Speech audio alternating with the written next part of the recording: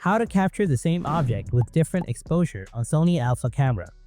If you own a Sony Alpha camera, including models like the A7, A7 II, A7 III, A7 IV, or A7 V, and want to capture multiple photos of the same object with varying exposures, then this guide will help.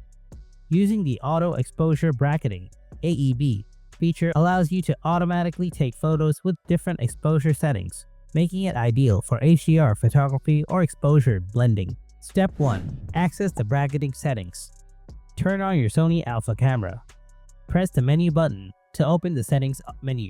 Navigate to the Shoot Mode/Drive 1 section.